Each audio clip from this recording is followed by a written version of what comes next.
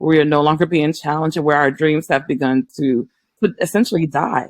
And so if you know that you are going to a space that doesn't move you, it's time to pivot. You owe it to yourself to discover your highest potential. You owe it to yourself to take the bull by the horns and be willing to go after your dreams. I realized that for myself in different seasons in life, but even more recently after I lost my mom, it's nothing like death, honestly speaking, that will have you begin to think about life in a very deep and complex way. You're listening to the First Class Life Show, hosted by Lindsay Vertner, a holistic personal development show for high-achieving leaders who desire to maximize their impact while creating a life full of purpose, fulfillment, and happiness. So grab a drink, grab your notebook, and let's get started.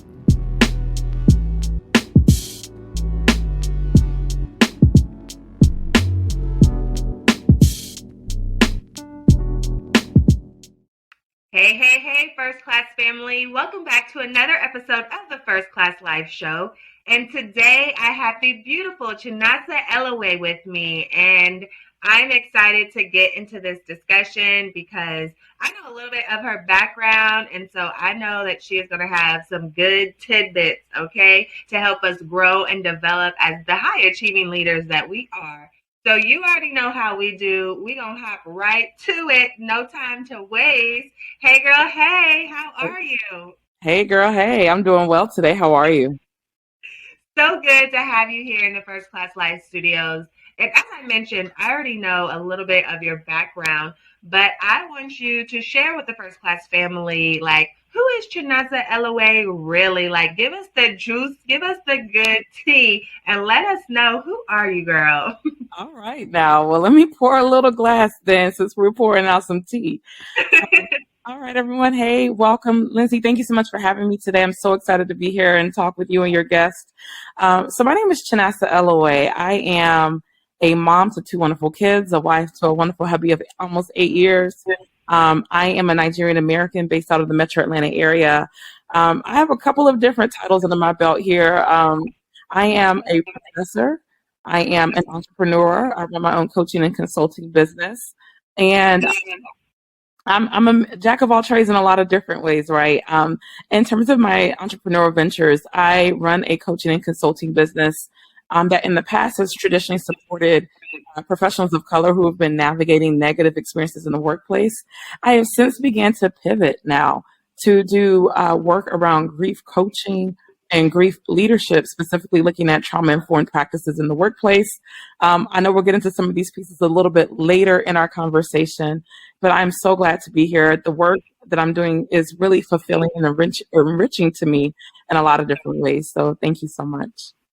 Yes, get it? Okay, shout out to the Black educators, all right? Okay. Yes, just hearing that reminds me of a meme that I saw. Well, it wasn't a meme, it was more like a question that went viral. And the poster was like, they said, I'm just curious, how old were you when you had your first Black teacher? And luckily for me, my first one was in the 3rd grade. But after that, I don't recall. I know I didn't have one in middle school. I don't recall having one in high school. And I really don't recall having one in college either. And I got 2 degrees. So the fact that what did I really have one? Like, I really have to sit and think about it. But her name was Mrs. Carla Rice, my 3rd grade teacher. And the fact that I still remember her whole full name let you know just how impactful it is to have that representation. So what led you to want to head in that direction and be, in that professional setting of Black academia? Well, let me tell you something. When you're a kid, people always ask you, hey, what do you want to be when you grow up? Well, I felt like when I was wrapping up graduate school that at my big age, I was still asking myself this question, what do I want to be when I grow up? Because honestly speaking, when I came into my doc program, I really thought that I was going to do leadership in higher education specifically. I didn't see myself going down the faculty route. I saw other faculty members. It wasn't my thing at the time. But it's always interesting when you have mentors who are able to speak life into areas that you didn't see for yourself. And I had two amazing mentors who came and spoke to me and were like, Chinasa, look, you're a phenomenal writer. On top of that, there are not a lot of Black professors in the field at large. You would make an excellent contributor to the field. And so I heard them, but I then began to really process what they were saying. And I saw that, okay, this might be an option for me. And I applied. When I was getting ready to graduate. I applied to leadership positions in higher ed, as well as faculty positions. And the first job I got was as a professor right out the gate from graduate school. So I guess they saw something I didn't see in the beginning, but I'm so glad that I took the pathway because it's been really interesting. It's really shaped my own professional journey for the past several years. I love that. Oftentimes when we are going throughout life, sometimes we can dismiss the things that kind of just fall up on us. But I'm a big believer that nothing happens by chance. There are no coincidences. And so here you are. And now very easily, your job is a professor.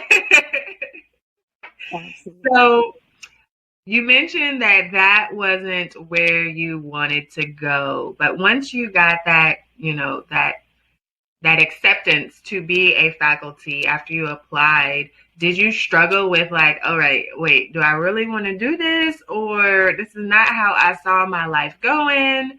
What happened there? I mean, I'll go ahead and pour this whole cup of tea right here because I'll be frank. When I started out teaching, I was a young Black professor. I'm still young. Let me not even age myself. Okay, I still fabulous. Still got it right. But I say that to say, a lot of times, especially as a Black woman in academic spaces, when I walked into a classroom teaching majority white students, a lot of them had not experienced a Black professor in that context. So when you said that meme you saw earlier, I was like, yes, that is the case in a lot of areas. We're not necessarily seen as knowledge producers. And so at the doctoral level, when you're walking into a classroom, at the collegiate level, when you're teaching students who are twice your age, who don't look like you or mirror you or your experiences, I experienced a lot of isms. And I mean to say the imposter syndrome was very prevalent in my story, but the discrimination, racism, ageism, you name it, it was there. And I did not know how to deal with it. Graduate school did not prepare you and it prepared me to encounter any of the craziness that I dealt with in the classroom. But I think I'm so grateful to God for mentors, again, who were able to speak life into a dire situation because I didn't know how long I was going to remain in the field at large. Because a lot of times, especially when you're breaking into a new space, you're early in your career, you do begin to doubt yourself a lot of times and wondering, do I have the chops to make it? Can I actually do this? Can I actually do what I've been called to do? And I think the microaggressions did not help, right? The daily slights and snubs against me as a professional, as a person, began to deteriorate at my confidence. And I think those challenges really impacted me early on and were really some key pieces for me determining if I was going to stay in the field long term or leave. And so I'm grateful that I was able to learn how to leverage my voice in a place where I felt silenced coming in.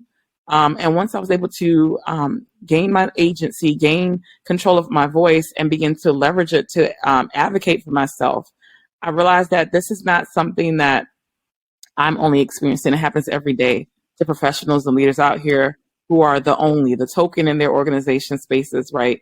Who want to do good work, but they're struggling with the toxic environment, the chilly climate that meets them at the door when they walk into those spaces and they begin to wonder, do I belong? Am I actually called to do this work? And my answer is yes. But it's also, at the same time, how do you figure out how to maintain your composure and maintain your dignity and your authenticity in that space without losing who you are as a person? And that's a skill that you have to build up over time. Yeah. And even if you hear about it often from other people, or maybe you don't hear about it, but, we've heard at some point those stories where somebody else experienced this or somebody else experienced that. And even knowing the history of racism and all of those things in the US and just the history of racism against Black people in general, when it happens to you the first time, it still is very unsettling. And I know I had moments before this, but one significant moment as an adult in the workplace specifically, since, we're talking about our careers, is whenever I was in banking. So one of my very first real jobs was in banking. And then I worked in banking whenever I was an undergrad. And I remember I had answered the phone. Someone had called up to the bank, and the voice on the other phone was like, they were asking a question about something, and then he was like, it was that colored girl. That colored girl helped me. And like, I was the only Black person in the bank, okay? It was me. And plus I remembered the interaction just not too long ago with him. And so I was taken aback just a little bit because it just came out so easily and so bluntly, and like, I didn't know what to feel. I didn't know how to feel. And so I continued answering his questions. I was like, well, that girl was me. And when I hung up the phone, I remember I just kind of froze, and I just stood there like, did that really happen? Like, in this day and age, did that really happen? And I got choked up a little bit, and I still was just standing there. And then one of my coworkers, she looks at me and she's like, are you okay? And I started to explain what had happened. And as I started to explain, like, tears just started flowing down my face, like out of nowhere. I was still talking normally, so it wasn't like I was crying, but the tears were there. It was like I was crying, but not crying. And like, she was like, oh, honey, come here. Like, go take a break. Like, I just remember that so vividly, and it was just so crazy to experience. And so what was that first moment that you had in your professional career where you're like, wait a minute, like, describe that moment to us? I think in a lot of ways, when I began to see my health start to decline, that was a pivotal piece for me in determining, like, whoa, this this environment is not conducive for you to be successful. And I think specifically, again, young, early 30s, and I'm in the prime of life, but I'm finding myself in the hospital thinking I'm having a stroke. But it's actually anxiety. It's the panic that's coming around every time I have to prepare to go into class. It's the mental anguish that was there, that was very prevalent in my journey while I was there, because I just hated and dreaded the days that I had to go in and teach, because I knew that there was going to be some experience, some encounter that I was going to have to face. And so when I began to have so much negative energy towards even trying to muster up enough function to get out the bed, I was like, this cannot be normal. You are barely starting out in your career, and this is how you feel. You can't even get up. Like, I knew in that moment that something had to give. And I think in a lot of ways, there were mile markers along the way where I knew that, okay, there's something wrong here, right? Like, it can't always, sometimes you're like, okay, yeah, I know I'm to a degree, right? You're aware of your faults, but I also knew that in that moment, I had to give myself a lot of self-compassion, because I said, it's not me, it's the systems that I'm working in. It's the structure that's in place, right? That is not conducive to me being able to thrive, because people aren't willing to move beyond the dimensions of my identity, who I am on the outside, and not acknowledge like the intelligence, the skill set, the personality that I bring into that space. And so when I realized that it didn't matter what I did, that I was still going to have issues because people weren't willing to move beyond that, I realized that I needed to get into a place where I was more supported. And so that was the impetus for me to begin to look for something else. And looking for something else, to be frank, didn't mean that I was not open to leaving academe. I have never been one to be wedded to a job. Like, I'm like, I really believe that it's not that deep, right? Like, there's always a way. There's always a ram in the bush, and that a way will be made for me. So I didn't let myself get tethered to the idea that I had to stay in academia, I had to be a professor. I was open and willing to embracing what my gifts and skill sets could lend themselves to in any field or opportunity that was presented before me. And so being open helped me a lot on the back end, being able to pivot and transition on. Looking for amazing products to help boost your first-class lifestyle?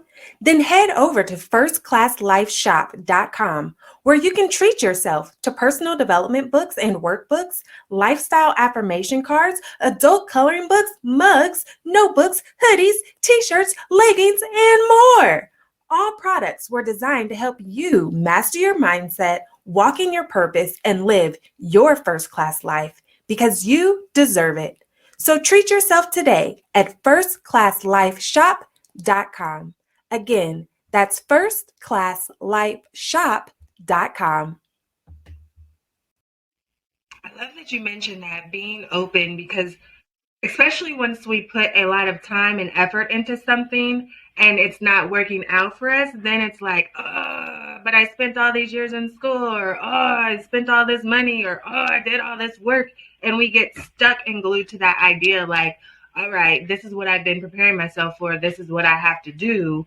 And when things don't work out, or it's such a struggle, we feel like we have to stay in that place because we've put so much into it already. So what advice would you give to the first class family that's tuned in right now on how to essentially embrace the pivot whenever it's not quite working out the way you need it to work out? Yes. I mean, such an awesome question. And I think, one of the key things here is that we have to essentially uncuff ourselves from what we think success looks like in a lot of ways, right? Just because we have time and energy invested in a particular industry or field, if you know at the core of your heart that this is not fulfilling you, if you know that you feel like a piece of you is dying every day as you wake up and go into that workplace, or if it's a business that you're doing and you know that your interests have shifted or the market is shifting as we see right now in everyday context, it's okay to pivot. It's okay to ask new questions and be exploratory in nature. The greatest thing that would be a disservice to ourselves is to stay in an area or a space where we are no longer growing, where we are no longer being challenged, and where our dreams have begun to essentially die. And so if you know that you are going to a space that doesn't move you, it's time to pivot. You owe it to yourself to discover your highest potential. You owe it to yourself to take the bull by the horns and be willing to go after your dreams. I realized that for myself in different seasons in life, but even more recently after I lost my mom, it's nothing like death, honestly speaking, that will have you begin to think about life in a very deep and complex way. And I realized in a lot of ways as I began to reflect on my time with my mom and life in general. And I asked myself, what would people say about me on the back end of my life, right? What would that look like? How would I want to be received? What kind of impact do I want to have? I began to ask myself different questions. And as I began to ponder those questions, I realized that I needed to be willing to embrace change. Change is hard. It's uncomfortable. It's difficult. But change is the greatest entry point to us being able to experience exponential growth and even being able to access a life that we didn't think was even possible. And so I think in a lot of ways, as I began to embrace the changes that I needed to make personally, I began to see doors open that I didn't even know were available to me, but I began to ask different questions. And those questions led to me seeking new opportunities that became more fulfilling and more in alignment with who I am today. That's so good. Embrace the change and being just open-minded. And, as you were talking, it made me think about this fits in all areas of our lives, not just in our careers and professions, but also in our relationships, whether platonic or intimate. Oftentimes it's like, dang, I've been with this person 5 years. I've been with this person 10 years. I'm not trying to start over. But in your heart, you know that it's a dead end situation and that you should not be with this person anymore. So it has layers, and it impacts every area of our life. Just being willing to let go, especially when we think that, we've invested so much time, energy, money into the situation, and being open to the potentials and the possibilities that are generally right around the corner, but we have to be willing to just make that step and go there. So I love that. So what advice would you share on most effective ways to embrace the change or embrace the pivot? Oh, I love that question so much because there's no right or wrong answer, right? I think this is going to look different based on who you are as a person. I think you have to begin to, one, as you begin to embrace the pivot, you just have to be willing to let go of the expected path, right? I say this oftentimes, is the scripted path that people are used to following is safe, is well known, is proven 1,000%, 1,000 times over, right? But sometimes that proven known path is not what fulfills us, right? And you realize that I am a little different here and I want to do things on my terms. And so I think as you begin to embrace the pivot, embracing the pivot, first of all, means asking yourself, what do you need to make the transition? What conditions would work best for you, right? How do you want to experience your transition? Because a lot of times we think about pivot or change or embrace an opportunity. We're like, oh, what does that look like? It's just like you want to vomit thinking about, I got bills to pay, adulting is real. Okay, I got all these responsibilities. What does this look like? And so it doesn't mean you quit your job tomorrow or you close down the business today or you jump out the relationship the next day, right? But it does mean that you begin to ask yourself, okay, before I even begin to make all these shifts and moves, how do I actually want to feel at the end of this process? What is most important to me? I think in a lot of ways for me, I want to say, I wanted to feel fulfilled. I wanted to know that I was walking in alignment. I wanted to feel that I was being helpful and of good use to those that I've been called to serve. And I wanted to know that at the end of the day, when it was all said and done, that I lived a very fulfilled and full life. And so that meant that, okay, asking myself, well, what gives you fulfillment? What gives you joy in life in general, right? How do you want to navigate your career? What kind of career opportunities are you open to? And so the questions just began to radiate from there. And so I think as you begin to think about the pivot, first think about the parameters for how the pivot needs to unfold. How do you want to experience it? You don't want to be broke. Let's be real. Okay. So you want to make sure, okay, that some bags are secured.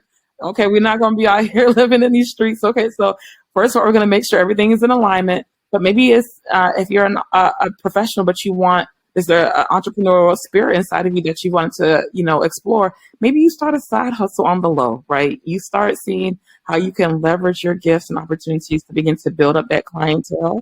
And then over time, as you pick up steam, it may mean that, okay, I'm really enjoying this. The money's adding up. The math is math and it's making sense right now.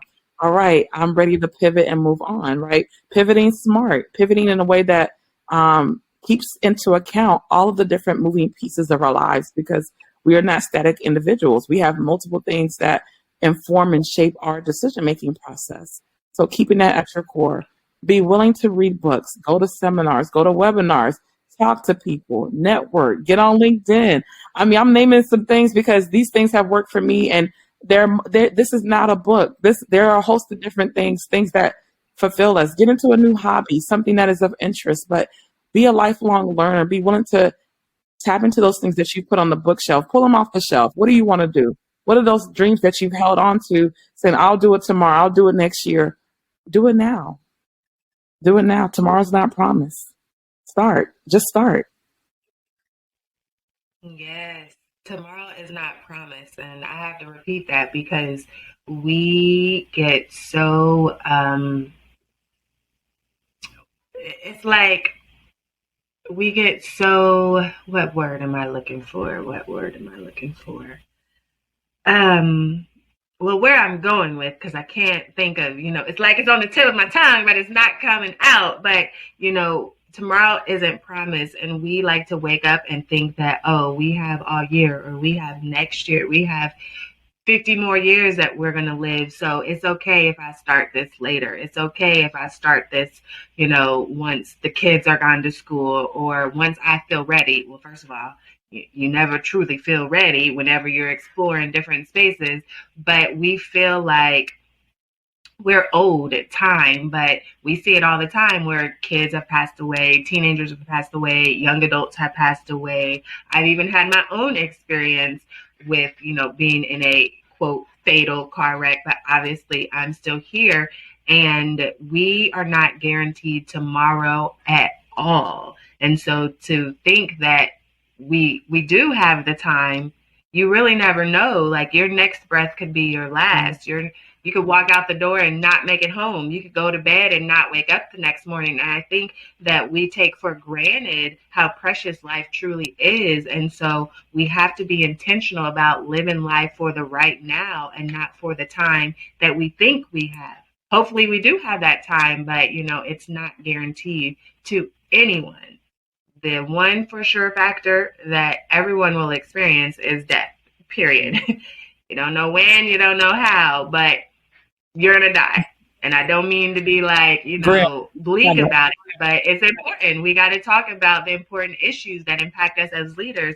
At some point, your life is going to come to an end. And so you have to live for the right now. What can I do to experience joy? What can I do to make an impact as a leader? Or, just live my life in a fulfilling way that makes me smile at the end of the night. So thank you for sharing that. And I know that you've had your own experience with grief. Would you mind sharing a little bit about that? I think, my entree into grief has been one that I wouldn't wish on my worst enemy, to be honest with you. I lost my mom actually 3 years ago, and she passed away from cancer. And so that was my first experience losing someone in my immediate family, someone that was with me from birth, right? And to walk with her throughout my entire life and to get to a place where we didn't know, we were just living life, making plans and thinking that we had a host of years ahead of us. But we didn't know that her life was going to be cut short by an illness. And I think walking through grief has been one of the most eye-opening, heart-wrenching experiences in my life. And in a lot of ways, it's taught me so much, being able to just figure out how to pick up the pieces and not necessarily move on from my mom, but figuring out how do I continue to live a fulfilling life, the life that she would want me to still enjoy and live, and honor her memory in spite of the very deep and present pain that is in my heart for her. And that has been a very big challenge in a lot of ways, because in my mind, it still doesn't register sometimes that she's not here, but my heart knows the truth. And so I have to recognize that. And so I honor her by finding meaning in work. I honor her by keeping her legacy alive and how I even raise my own children. I see the ways that she was loving and caring and empathetic towards me and my siblings. And that has also afforded me a roadmap in how I parent my own children and the legacy that she's left behind. So that space, walking through grief and to be frank, still being in, I don't think you ever come out of grief, to be honest. I think you learn to live with the pain of it all. And some days the pain is more heavier than others, right? But I think it's just provided me with a very, very deep appreciation for life, and has really helped me to move towards meaning with some of the work I'm doing now around grief leadership and around grief coaching specifically, because I see a very deep need for it, especially in African American communities, where a lot of times we're told to be strong. We're told to, especially with me being the oldest, there people were coming to me saying, "Hey, you're the mom now," and I was like, "Whoa." Listen, that's a little deep. Okay, look, I had a very real and active and present mom. For you to just come and say, "Hey, I knight you as mom," I'm like, yo, I had to do that, okay? Because for me, I'm like, you're trying to erase a very present person that has been in our lives. And that title, I'm a mom in my own right to my own kids, but to now say I have to extend that to my siblings where I'm their big sister was a stretch for me. And so I, even in grief, had to learn how to speak up for what I needed and to advocate and say, hey, that's not something that I appreciate being said towards me at this time. And so it's opened up the door to some really needed conversations, and especially around grief, because I don't think we don't want to talk about our emotions a lot. I think we don't want to feel the pain, but the only way to get through grief is to go through it. You got to go to the white meat. You got to get in there, all of it, all of the messiness of it all.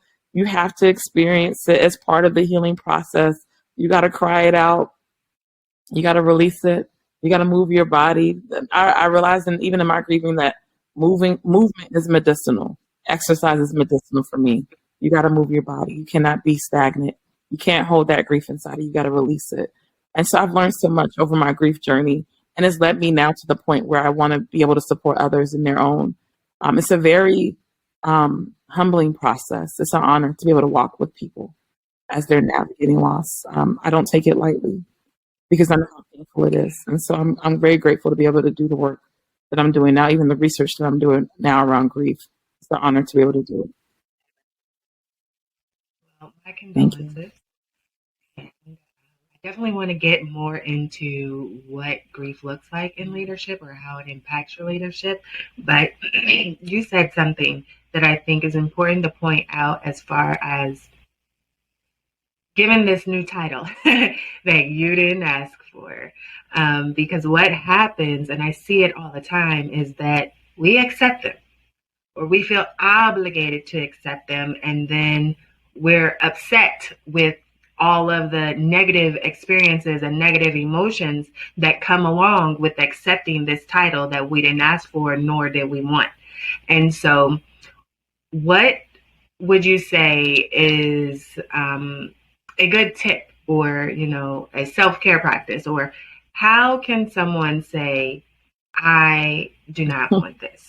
Like you said that you were able to express to your siblings, like, look, I'm not trying to be y'all's mama, okay? I'm your big sister. I'm going to continue to do that. But you didn't say it like that, but that's what I heard in my head. Like, I ain't your mama, okay? So what advice would you have to being able to decline these expectations of other people? Because oftentimes that's something that really brings a lot of leaders down, is that we are trying to live up to the expectations of other people and who they think we should be, instead of living up to the expectations of who we desire to be or who God called us to be. I think, when people were trying to knight me with that title, it wasn't even my siblings, because they knew that I was big sis. But I mentioned earlier that I'm Nigerian American. I'm also a Christian. And I'll say this, to be frank. I think in faith-based circles, there's a scripture that says we don't grieve like the unbelievers do. And I think in a lot of ways, people kept throwing that scripture at me when they would see me in church weeping or crying or beside myself. I went through what I call the year of first, where every milestone, whether it was my birthday or the first Thanksgiving without mommy or the first Christmas without her, I was weeping. And I was in watch night service, crossing into the new year without her. And we were counting down 3, 2, 1, boom. And I fell in my pew and I was weeping. And people were like, gee, why are you still crying? Why are you like, it's okay. You know where she is. I get that. But I'm going to need you to back up and give me 50 feet, because these tears got to fall. They got to fall. Unless it's going to be inside. I'm going to internalize the angst, the suffering, the sadness is going to remain inside of me. In a lot of ways, people look at crying and tears as a sign of weakness. And I challenge that by saying it's a sign of strength. Because someone who's in tune with their emotions and able to express themselves clearly is wise enough to understand that I love this person so deeply that I have no choice but to grieve them deeply. And I owed it to my mom to grieve her as deeply and as long as I needed to. And I needed people to understand, and I had to demonstrate that. I had to model it for others, that this is how I am choosing to grieve my mother. And it may go against your norms or how you've allowed yourself to do it. But I think there's beauty in a lot of ways with honoring who we are as people and how we choose to express our emotions, right? There's no roadmap here. And I think even as leaders who are looking for ways to debunk expectations people place on us, or to walk it back from what people are thinking we should be doing because so-and-so did this when they were here. You have to, a lot of times, again, be willing to own your own story and your own narrative, realizing that you are a completely different person who has a completely different way of doing things. And you have the right to charter a new path for yourself. People cannot determine what things need to look like for you when you are not that person. You are different by design and by nature. And so when you honor that and don't demean yourself, don't ridicule yourself for who you are, like, man, why can't I get over this? Why am I always emotional? No, that's who you are. It's okay. It's okay to cry. It's okay that little Johnny over there got over their grief in 5 weeks or 6 months, and it's year 1 or year 2, and you still find yourself weeping at different triggers. Sometimes things will remind you of that person. Again, I don't think it's a sign of weakness. It's a sign that you are wise enough to allow yourself the opportunity to honor the person in season, in that particular moment, whenever those emotions arise, and give them the honor and the love that they are due.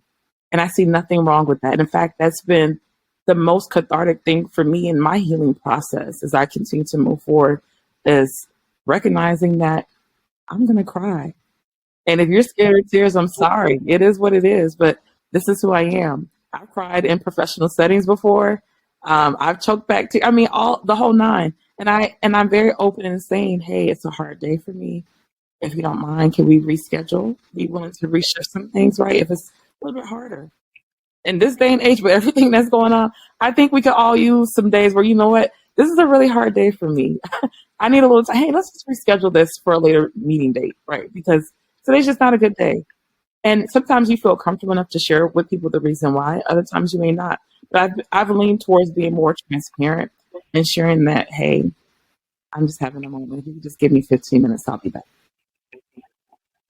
And I've had no issues doing that. I know, again, every organization is different, but I think you have to be true to yourself overall.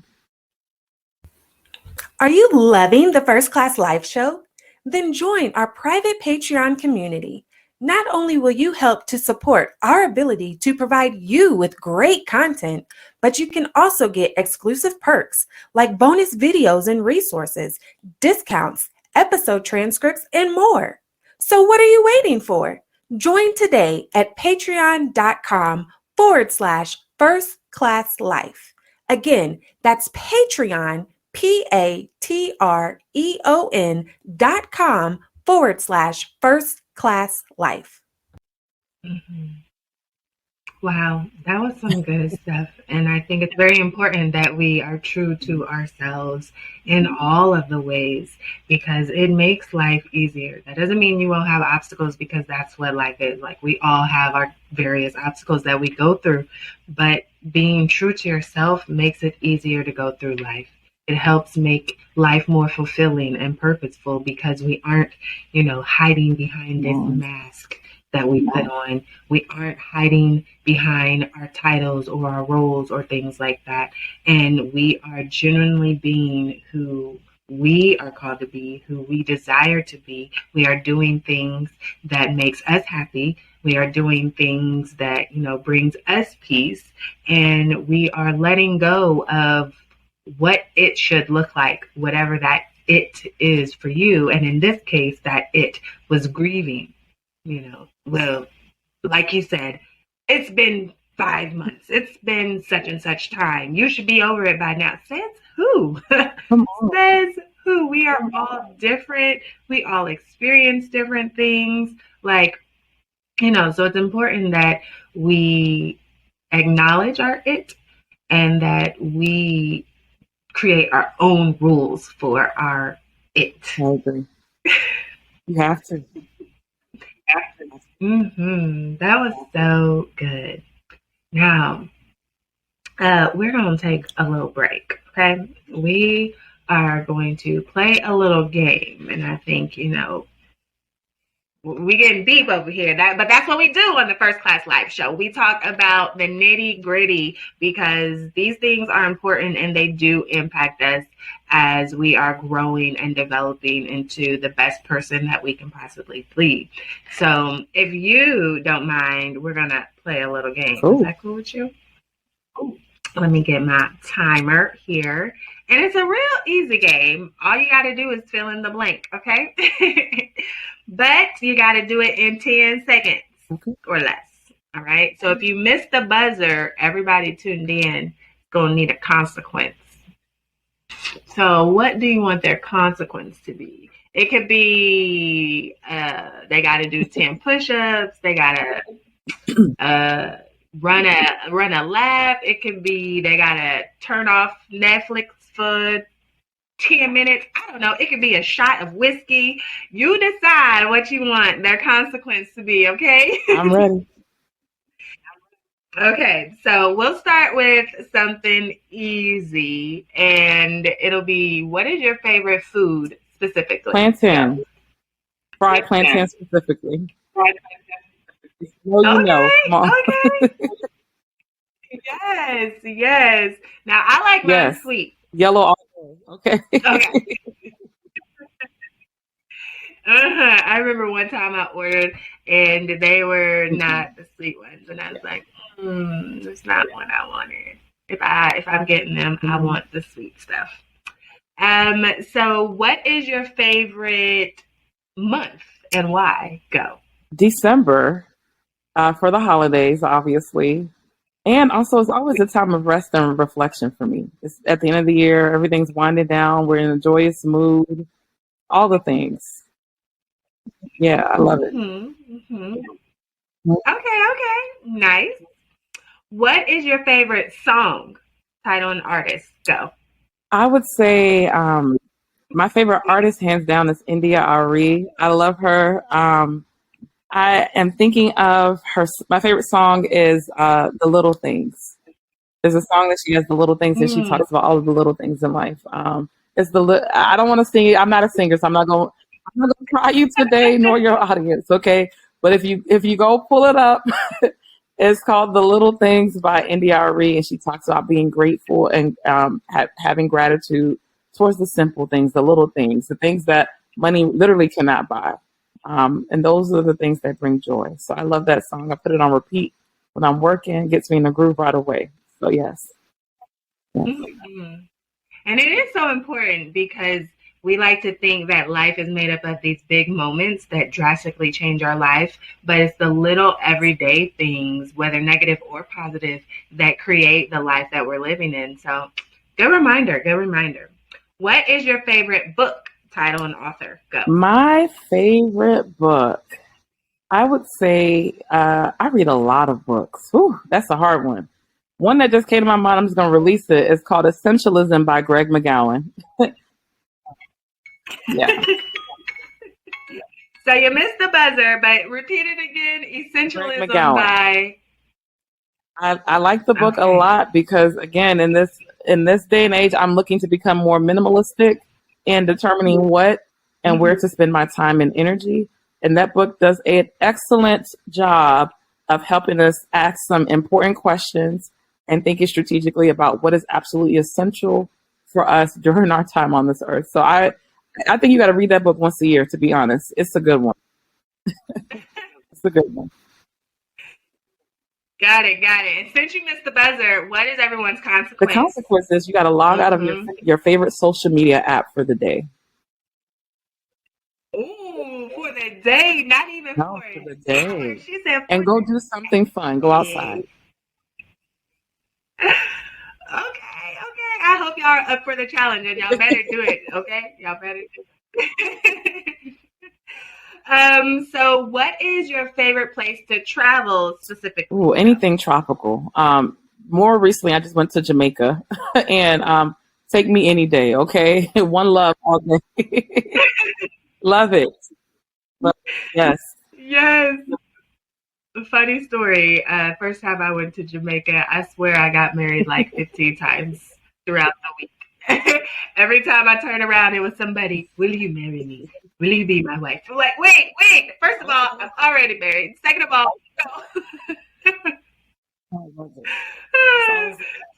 Yes. Next. What is your favorite relaxing activity? Ooh, sleeping. Hands down. because I don't get to sleep often with these two young kids here. But whenever I can get a quick cat nap in, please believe I've gotten my whole life that day. So a quick nap will relax me in a heartbeat, or some soothing music around a pool of water, whether it's the pool, the beach, an ocean, or a lake. I'm in a good place when there's water. Nice, nice. Now, I feel like you'd have something good for this next one, so we're going to go with that. What is your favorite quote? Ooh, Go. the one that just came to my mind is they tried to bury us, but they didn't know we were. They tried to bury us, but they didn't know we were seeds. Let me make sure I'm over here. Like, let me make sure I'm quoting it correctly. But I believe it's a Mexican proverb, if I'm not mistaken, and I've seen it in a lot of different spaces. But yeah, they tried to bury us, but they didn't know we were seeds. And I think that speaks to the fact of the matter is that a lot of times people can try and bury us. They can try and sleep on our dreams, sleep on who we are as people, but they don't even know that those are seeds that are helping us grow and elevate to the next level. And so in a lot of ways, you know, you can try and bury me, you can try and keep me down, but you don't even know it's a seed that you're planting, because I'm still going to rise. I'm going to flourish. I'm going to be fruitful. I will multiply. Okay. You will watch. You will see me grow. Okay. And we are right in alignment with that quote, because, you know, we have to be very intentional about making sure that we are buried instead of planted. So, excuse me, I said that backwards. Making sure we're planted instead of buried. It's all good. I got it. I'm right here with you. Yes. So I have another question for you, and the game is over. Absolutely. Thank you for playing. We call that first class favorites, okay? And make sure that if you are tuned in, you become a member of our private Patreon community, because that's where you will get access to our first class favorite things. All right. It's our own little version.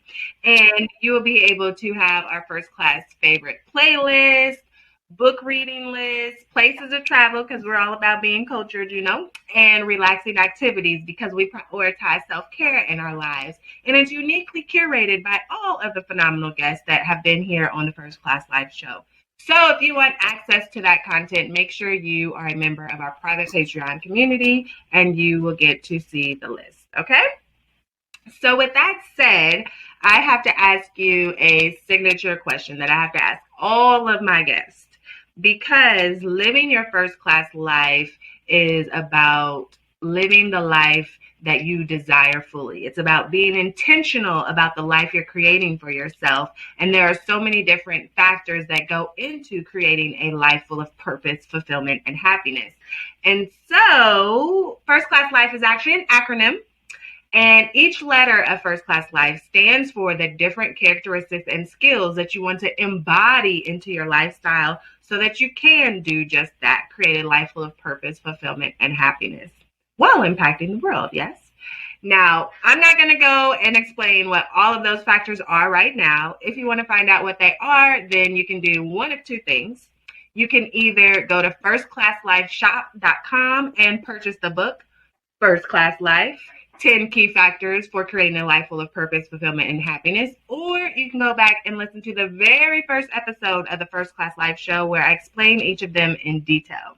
But for now, we want to ask our lovely, lovely guest, Miss Chinasa, what factor do you feel that you resonate with the most? I mean, I think the whole acronym is phenomenal. First of all, let me just say that. Okay. So, I mean, I saw myself in all of them. But if I had to pick one today, I would say I for intentional. And I say intentional because I think we have to live life intentionally, and being very critical to not sleep on ourselves in this lifetime. That I keep saying this a lot, but there are things that we are uniquely designed and positioned to do while we are here on this side of heaven. And I don't want us to miss the mark by being so caught up in just the monotony of the day, right? Doing the things that are rotes and just part of the day-to-day that bore us, that don't bring us alive, right? And not being intentional about tapping into our gifts, our talents, our intellects, our skills. We have to be intentional about ourselves. we have to take it seriously and know that we have something that we've been called to do. We were created for a purpose, with a purpose, for a time like this, and that we have to mobilize all of our gifts, our talents to do what we've been called to do. So intentionality, finishing the work, completing what we started, being a completer. That's the big thing for me right now, completing all day, every day. So being intentional, hands down, is key. Yeah, you got to. You got to. Thank you for sharing that. Now, let us know, how do you impact the world as a leader today? Ooh, that's a wonderful question. I think in a lot of ways, I impact the world with just a host of different things I'm able to offer. I think a big piece for me being able to impact the world was one, I share with you a lot of issues I had earlier on in my career, but I think the biggest piece for me has been being able to leverage and mobilize my own voice to be more forthcoming and knowing that I have something to say. I think we all have something to say in a lot of ways. And we get nervous thinking, do I have what it takes? Should I be out here, speaking my truth and honoring my own journey and my story? And I think I encourage leaders by encouraging people to tap into the essence of who they are, by actualizing and mobilizing their voices, by encouraging them, even when they don't see the good in themselves, to know that, look, you can do it.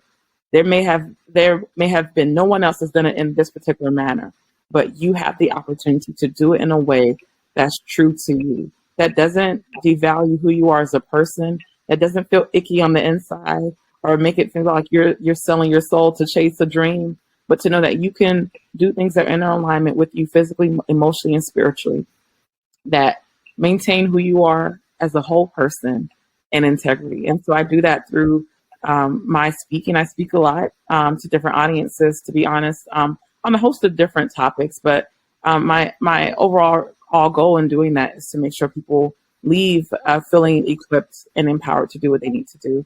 I do that in my coaching people through very difficult and challenging situations in their respective personal and professional lives, by helping them to feel that they have everything inside of them for the days ahead. A lot of times we don't feel like we have any answers. We don't have anything inside of us. We need to go to an expert. I don't espouse to this guru or expert mentality. Even if I have a doctor in front of my name, I'm like, look, I'm not the kind of doctor that can save your life. I don't do surgery. What I do is help you to realize that you have it already inside of you. I ask you the powerful questions. We do the strategy sessions. I give you the tools for you to mobilize what's already there. And I honor people for everything that they possess, because you are brilliant in your own right. And sometimes we just need a reminder that we are called to do this work. We're not new to this. We are true to this, and we can do it. You can do it. We all can. Do you want to be surrounded by other high-achieving women who are working on their goals just like you? Are you looking for your circle that's passionate about their own growth yet still wants to see you shine? Do you desire to be supported through collaborations and connections instead of competition? Then Cowork and Chill is your place to be. Cowork and Chill is a hybrid of virtual co-working and virtual networking. It's a community of women who are striving to build living legacies. This is the space to create meaningful relationships with other equally yoked women, where you're being poured into just as much as you pour out. So if you're looking for your crew for supportive accountability, then sign up today at coworkandchill.com. That's COWORKANDCHILL, coworkandchill.com. Yes, I love that. I love that. And I have one more question for you. And that is, what advice would you give as far as how to create your own narrative? That's a phenomenal question there. Okay. That's so loaded too at the same time. How do you create your own narrative? I think first of all, you have to know what your narrative is, right? A lot of times we have a lot of voices, a lot of people who are trying to put things on us that don't belong to us, putting words and different types of descriptions and verbiage on us that doesn't fully align with who we are as people. So I think a big piece of that is one, taking off the garbage that does not suit us or was never intended to fit on us in the first place. What mindsets have we bought into that are a byproduct of some toxic environments or toxic people that we've allowed ourselves to be surrounded by?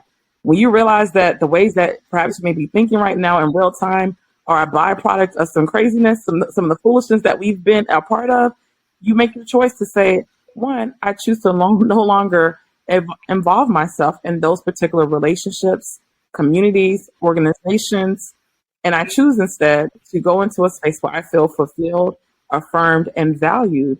And then from that healthier space, you begin to craft your own narrative. And you ask yourself, who do I want to be seen as in this current moment in time? Who am I at my core? What do I value?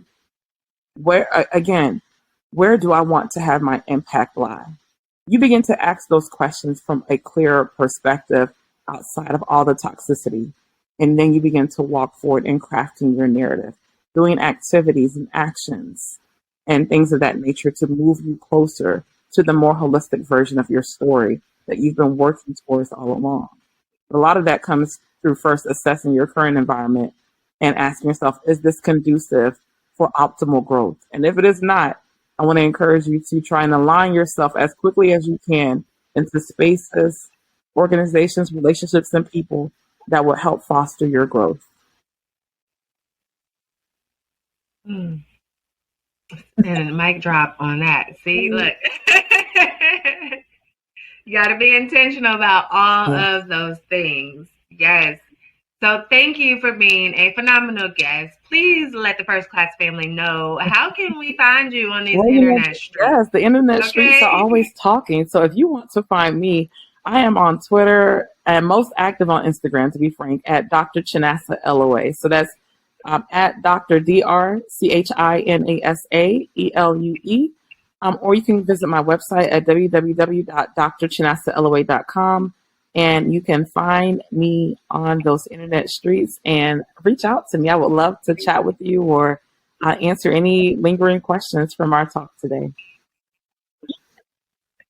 And for all my audio listeners, all of this will be right in the description and the show notes, so you can just click it. But let me just repeat that one more time. DrChinasa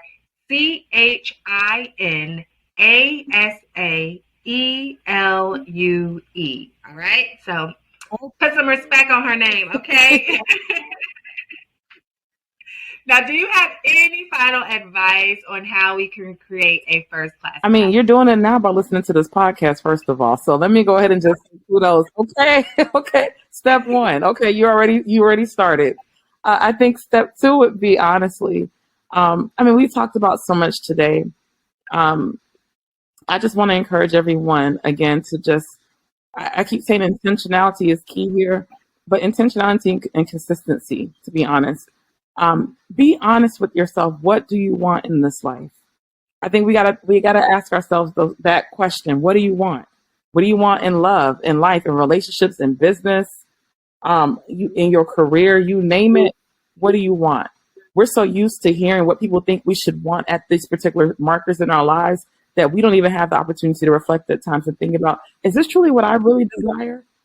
So pause real quick and just ask yourself, what do I want right now in real time? Is this conducive or in alignment with where I see myself going? And if it's not, I want to encourage you to do a hard stop. I don't care how many years you've been in that thing, do a hard stop and make that sharp right and pivot, because you owe it to yourself to discover all of the things that God has called for you on this land. Like, there is so much that we have been called to. And if you are just doing the day-to-day because somebody said so, or because you've invested so much time and energy in the space, you're like, I'm too old to pivot. I'm too old to leave. You're not old, okay? I think age is a mindset here. We are young in spirit, okay? You still have time. And as long as we have breath, there's life and there's hope. So get to it. There's work to do. And so don't let your work leave you behind. Be intentional about completing your work. And I don't mean physical work, which is 9 to 5. What I mean is your life's work, your purpose, your intellect, your wisdom, your gifts. What is it you've been called to do and who have you been called to serve? And go there with everything in you and flourish. Okay. Go out there and flourish, y'all. Listen, thank you for tuning in, First Class family, for another episode of the First Class Live Show. I know that you could be doing anything in the world right now, but you are tuned in here with us, and we do not take that lightly. We are very grateful. And make sure you keep going out there and maximizing your impact while creating a life full of purpose, fulfillment, and happiness. Why? Because you deserve it. Okay? So until next time, see you later. Bye. Unfortunately, all good things must come to an end. But please be sure to subscribe to the First Class Life Show. And don't forget to rate, leave a review, and join our private community so that we can continue to provide you with great personal development conversations to help you maximize your impact while creating a life full of purpose, fulfillment, and happiness. You deserve it.